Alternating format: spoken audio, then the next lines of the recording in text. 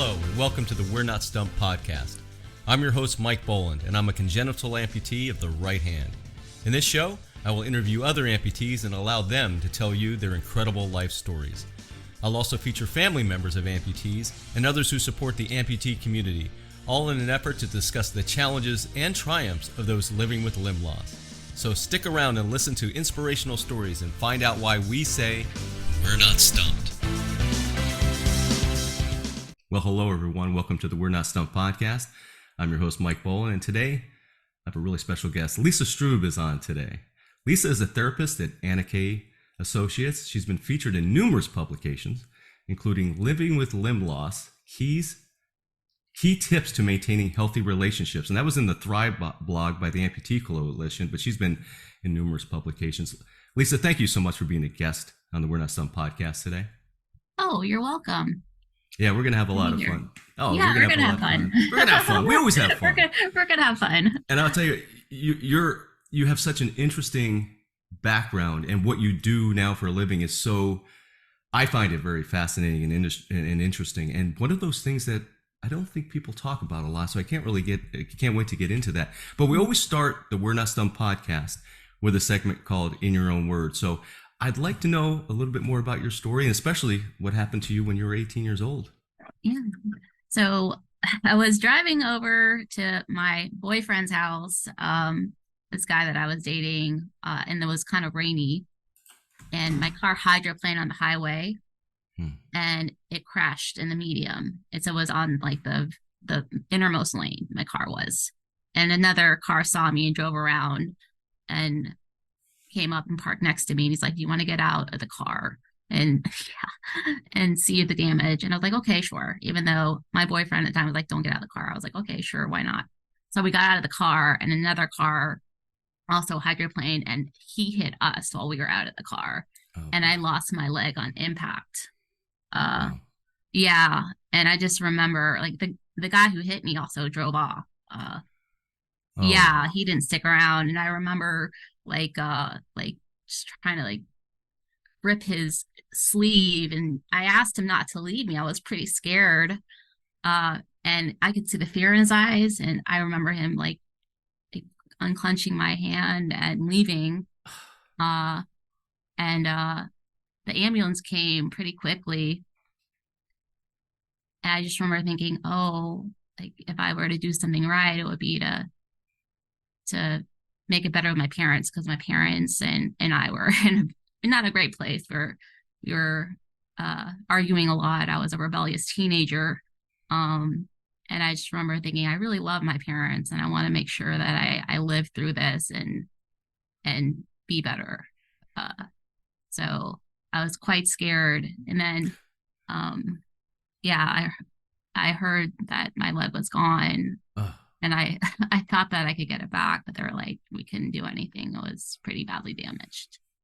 So I want to replay this in my head to make sure that I have it down. You were with your boyfriend at the time? Or I was driving to his house. You were driving to his house. Okay, so you were alone.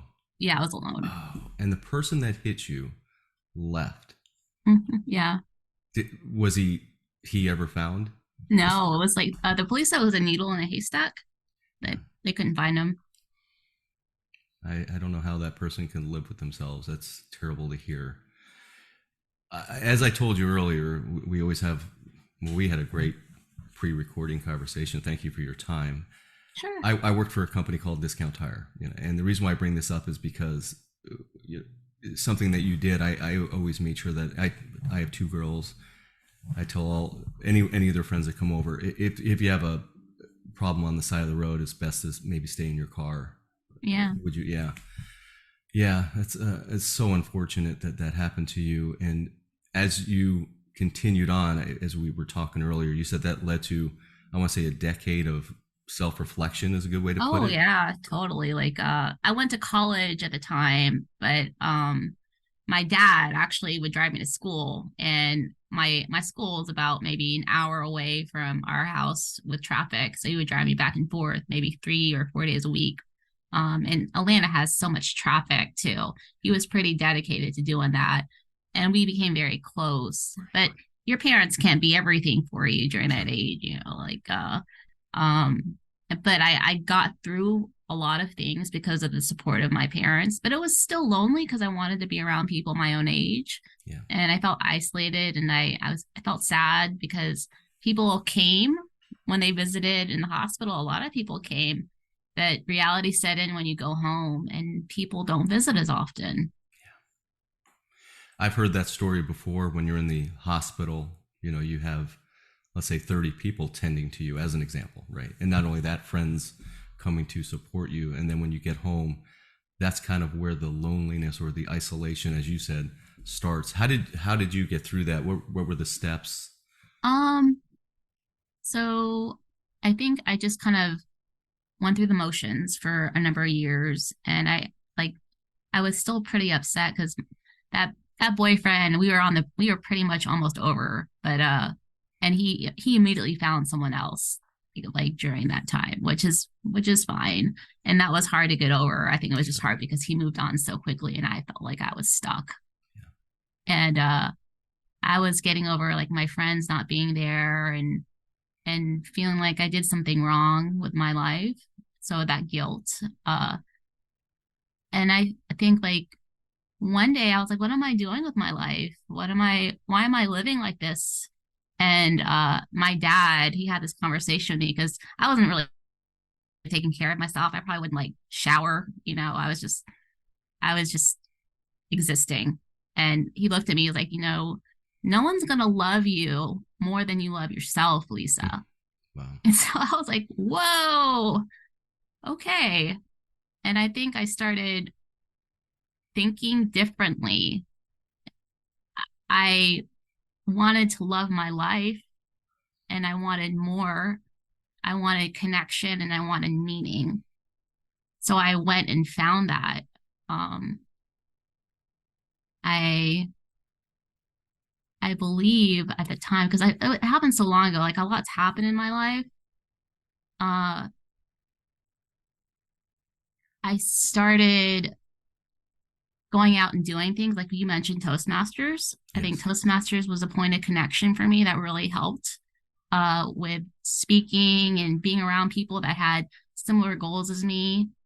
And I was working at a state job that I wasn't too crazy about. And I thought, oh, it'd be really great to be a therapist and help other people. Uh, and I also did climbing. I don't remember the exact order of things, but I was doing a lot of things that gave me joy. So I did rock climbing for a Yes. while. And then I eventually I went to Spain with a bunch of other amputees, and that was a great experience. Wow. Yeah, How, it was fun. how did that all come together? So uh I was a part of Catalyst Sports, and they did a competition, and yeah, like I think I won third place, and a rock climbing competition. I got qualified to go to Spain, and I raised the money to go to Spain, and it That was is yeah. that's fantastic. I didn't ask you, or I didn't give you the opportunity to say. Are you an above knee or a below I knee? am above knee. Above knee. Okay. Yeah, Yeah. Thank you for sharing that. Are your parents still living? yeah, they are. Fantastic.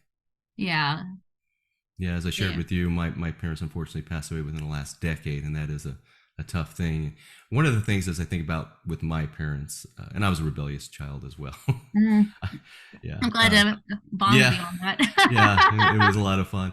And I showed you my first prosthetic back here, which and here's a little plug for the 40th episode that I'm going to have in a couple episodes. I recorded and kind of described those old prosthetics that I just recently found. So that's coming out in probably a couple weeks. But the reason why I bring that up is because you had to go through this journey as a brand new amputee to go through the journey. Sure. And the journey included getting a prosthetic. What was that journey like? Oh, hard. Yeah. Hard adjusting to walking with a prosthetic. Um, I didn't go about it the right way. Like I had a prosthetist who was like, "Oh, I didn't do physical therapy," and he walked pretty well. And I'm like, "Oh, I don't need physical therapy," but I should have taken the physical therapy route because I wasn't walking really great. But then I went to a conference and they did a gait analysis on me. It suggested I use a cane. And I've been using a cane and it's been helping my back and it helped my gait. So I use a cane as well. And so you're currently using a gait or a cane, pardon me. Excellent. Yeah, I am. What conference was that, if you don't mind me asking? Oh gosh, I don't know. If you don't remember, that's fine. I think that was the one in Arizona. Oh, so it was an amputee coalition event. Yeah, it was. Okay. Yeah. I shared with you that the first one I went to was in Palm Springs. I didn't realize there was one right in my backyard as I sit here in basically Chandler, Arizona. So how long ago for you did this happen? You mean my amputation? Yes. Oh, so I'm 41 now. It happened back in 2001. So what's the math on that, Mike? 23 years, basically. Yeah. Yeah. Maybe you're going up on 24 this year. So as you think about it was interesting, you kind of framing it, and you did a fantastic job of your life before and then even life during some of what you were going through. But you are such a positive person, and we're going to get into what you're doing now. But how did your mindset get to be where it is now, where you're such a positive and you look for challenges and you overcome a lot of obstacles? I think I've always wanted to work through my issues and find an outcome for them. Like if I'm having a hard time, I will try to like work through that and understand what's going on so I can come through that with a solution. Does that make sense? Yeah, absolutely. And how long did it take you to get to, as I call it, the other side? The other side? If that looking back, right? Because you're just like, you do it like in the moment, right? And you just, I think Toastmasters was a really big part. Shout out to Toastmasters. That's great. Yeah, I think that like really helped me meet other people that were also had just wanted a lot from their life, and being around like young people was really awesome. So I think Toastmasters did a lot for me. And I didn't date for like 10 years. I kept to myself a lot. And I think that I started enjoying my life more. And that also was a big factor. Like I felt like comfortable in my skin because I was happy again, doing things that I was enjoying. Well, when you had the accident, you were going to see your boyfriends. You were obviously dating then. So was the amputation part of the reason why you didn't date for a while there? I would say, yeah, I would say yes. I felt I was just not comfortable in my own skin. Well, not only are you comfortable in your own skin now, you help others be comfortable in their own skin. I'd like to talk a little bit about what you do now and your expertise, and you're a therapist. And I take it away. I mean, it's really amazing what you do. So, I'm a sex therapist, and it's so funny because like I gotta watch saying that, like when people ask what I do, like it depends on the person. I'll say sex therapist, or if it might be someone a little more conservative, I might say relationship therapist, because it could bring up some stuff and people have a reaction, especially here in Georgia. So. Well, but it's interesting because you really one of the things you focus on is the disability community, and it's one of those. I hadn't thought of that, but I can imagine, as you went through and you have your own personal experience, that there is a lot of people that need help in that area. Is that true? Yeah, that's true. It's a specialty doing sexuality and disability. I actually ran a group for dating and disability, which is a great group. I really enjoyed running that group, and I learned a lot from other people's experience as well as my own. What do you think people, I want to make sure I'm phrasing this correctly, but what are they lacking in that area? I'm a congenital amputee, so I grew up like this, and my story is maybe a little different. I know that people that are born like me also have not the best stories as well, so I don't want to. I don't want to represent them, but for me, it was just always like, hey, if you don't like me, that's fine. If you don't like me because I have one hand, well, then I don't like people that don't like people with one hand. That was always my. Sure. So, but what are people going through that? Oh, It's a very open-ended question. I apologize, but no, it's such a fascinating field you're in, and I really admire you for doing what you're doing. it's hard work because people, it just brings people, it brings all of their stuff and it gets complex. And so I think that's one thing, Mike, is that specifically a person with a disability could be afraid of. I mean, not everybody, but Mm-hmm. some people can be afraid of, will you accept me as I am with a person with a disability? Because sometimes a person with a disability, it comes with a lot of stuff. Yeah. Yeah. And Well, with a disability, it could also impact depression and anxiety. yeah. But you're right. That there is a lot to that, and that's where. Yeah, I want to ask you a question about Toastmasters that I don't Sure. want to let go.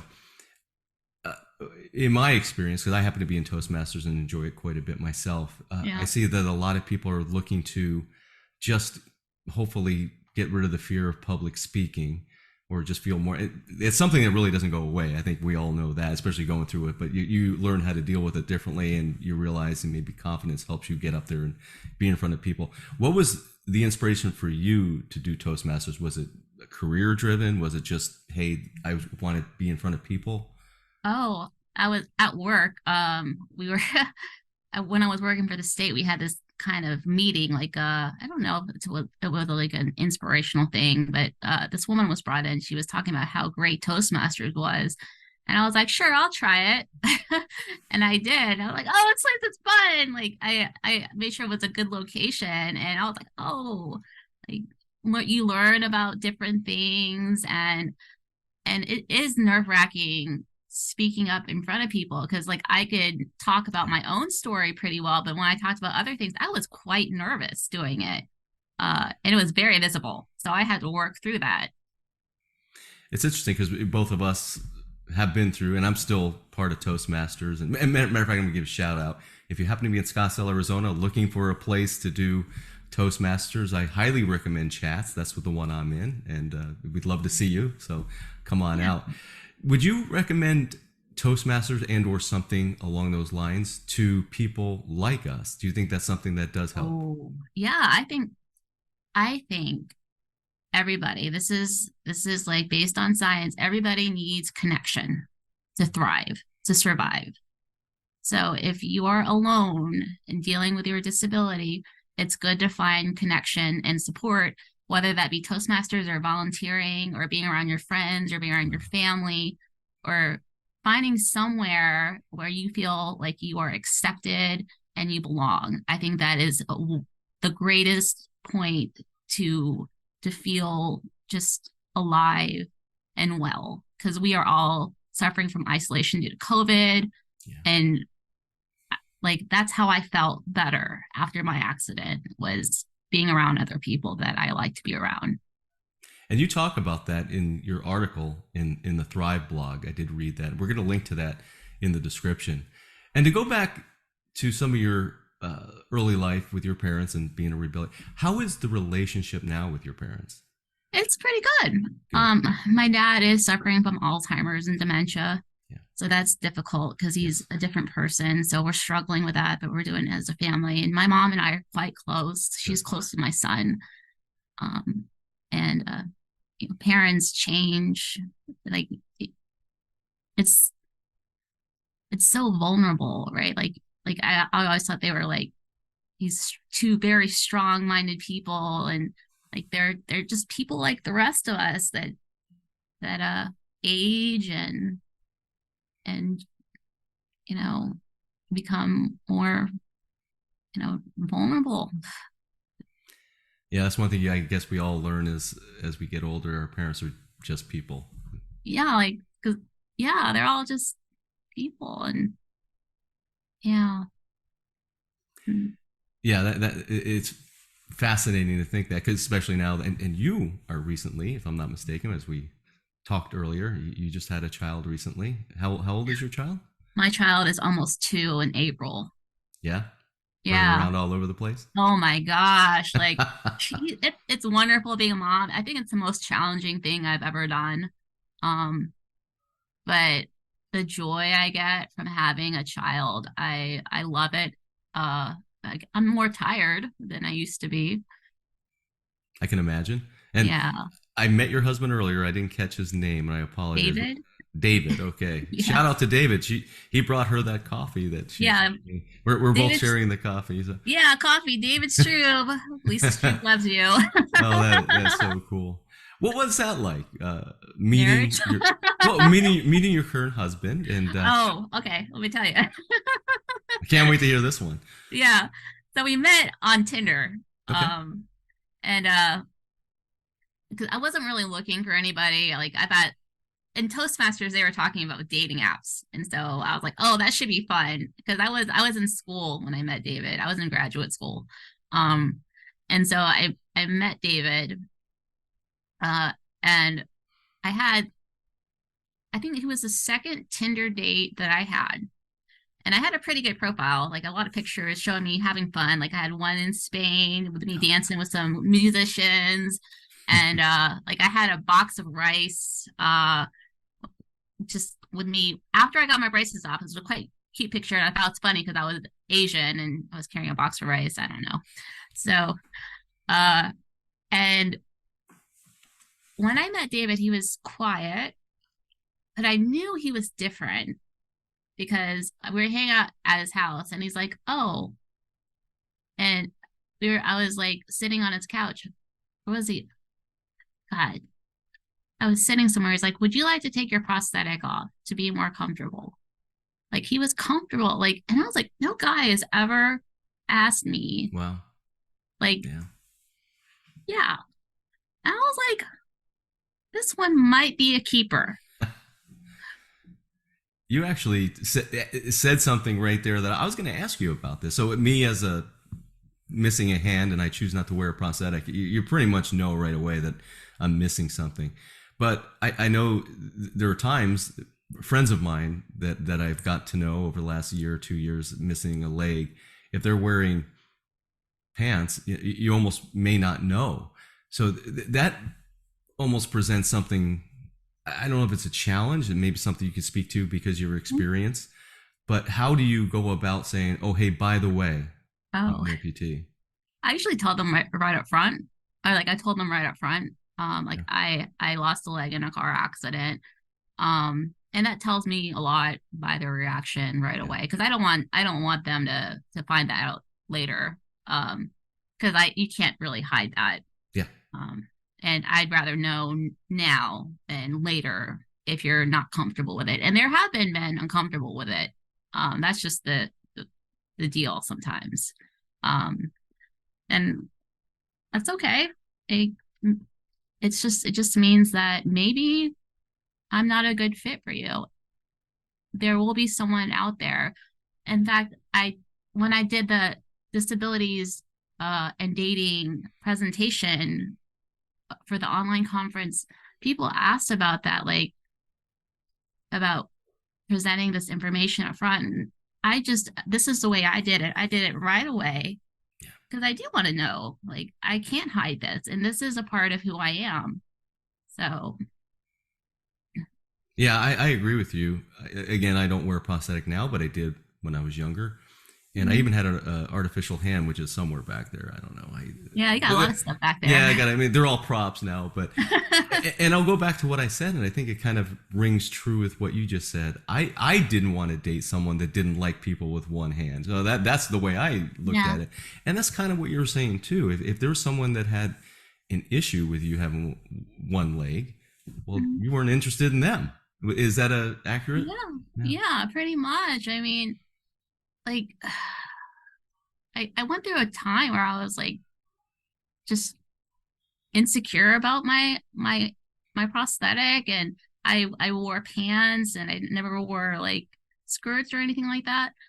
And I think that's what really helped with David. That's why I knew he was special, because one day I was wearing like my prosthesis and it didn't have a cover on it. And he just really said he liked the way it looked. And I Oh, was that's like, cool. wow, I like the way it looks too. And Yeah. so I started wearing a prosthesis without a cover, and I would wear Yeah. skirts, and and I think he helped me just be more open and embracing about it, because it is hard for people Yeah. to show that part, Hmm. right? In a world that is so obsessed by how we look. Yeah. Yeah. Very So good way to put it. And as I was processing what you were saying, it had to have led to other things. So you get to a point to where I'm just going to go out the way I want to go out, but that leads to now people are probably going to ask you questions openly. How was that worked out for you?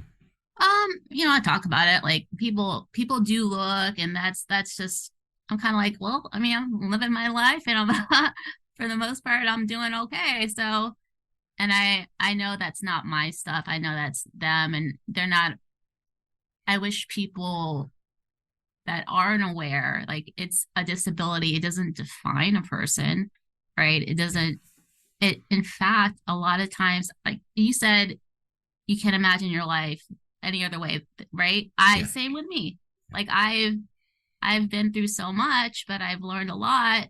I think I'm pretty resilient, and I think it's because it started with me losing my leg, Wow. right? Yeah, that's an amazing thing. And you said, I think I'm doing okay. And I want to correct you and say, I think you're doing fantastic and you're doing a lot of great things.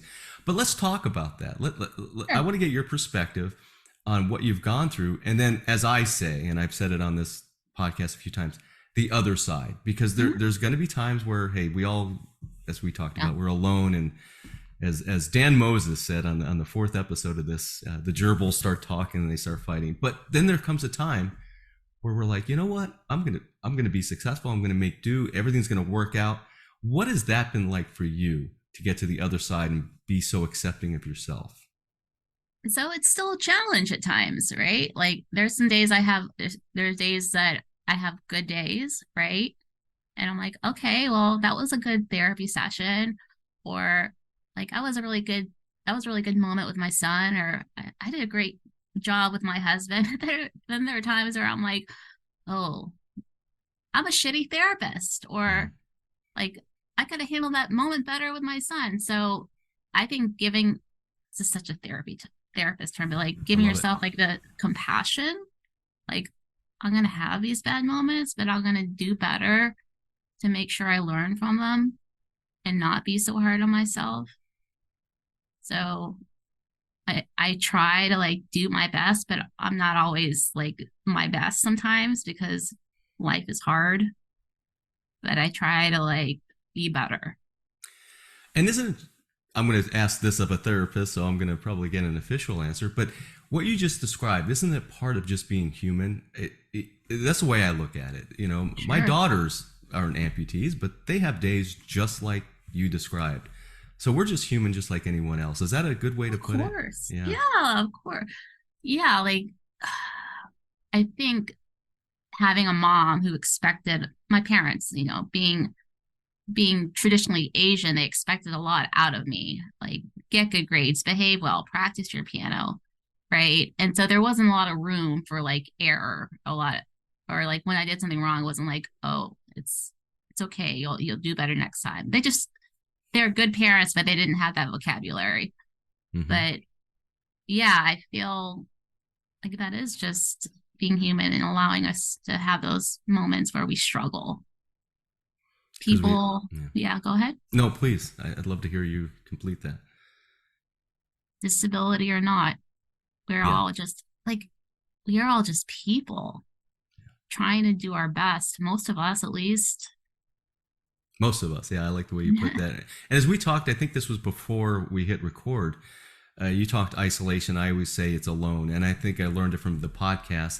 As I say, let's say I go to a Phoenix Suns game, I'm probably going to be the only person there with one hand. But Mhm. even feeling of alone is not something. It's something that I think amputees go through, but it's not certainly something that is unique to amputees. Is that an accurate statement as well from a Oh, therapist? of course. Of course. You know, And that's something that we could all work through. mhm. I All think people. so. All I people. think so. All people, because people may not have a physical disability, but they may be struggling with emotional or mental Sure. stuff that's not as visible. We Yeah. are all struggling with something. So, And go go ahead. please. I was No, just going to ask, what is next for you? You've already accomplished so much. You went to Spain, you do rock climbing, and you did this after, traumatic experiences that you had to work through. And now the sky's the limit. What is next for you? um, well, I mean, with my work, I am learning a special type of therapy for couples, and Fantastic. yeah, so I'm trying to learn this model. And I would like to write more. I'm actually thinking about writing a book that's going to be tailored to like a letter to my son about Oh, talking about sex and looking at from a view of a parent who has a disability who's also a sex therapist. Because unfortunately, like when I hear my clients in session, their parents didn't really have enough knowledge or the right vocabulary to educate yeah. about sex and like consent and boundaries and just body autonomy, all these things kids need to know about, uh, that I would like for my son to be aware of when he's out in the world. And where can people learn more about you? So I do have a website. It's called Buckhead Sex Therapy. Um, and I write blogs on it. I also have Yeah. an Instagram, Buckhead Sex Therapy. And I do some videos. I've been so tired lately that I haven't been as active as I'd like because of being a mom and trying to work. I wish I had Well, more energy.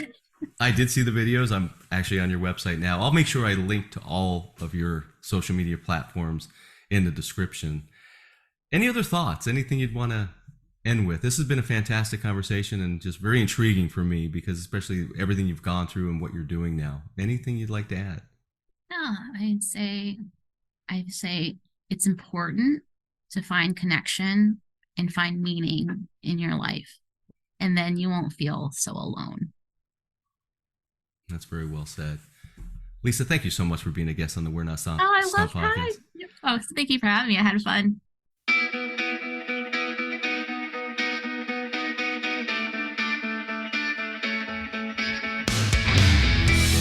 That was the We're Not Stumped podcast, hosted by Mike Boland. If you want to be a guest on the program, reach out to Mike at his email address, mike@mikeboland.com. This podcast is produced by One Hand Man Productions. If you are looking to start your podcast, go to onehandmanproductions.com.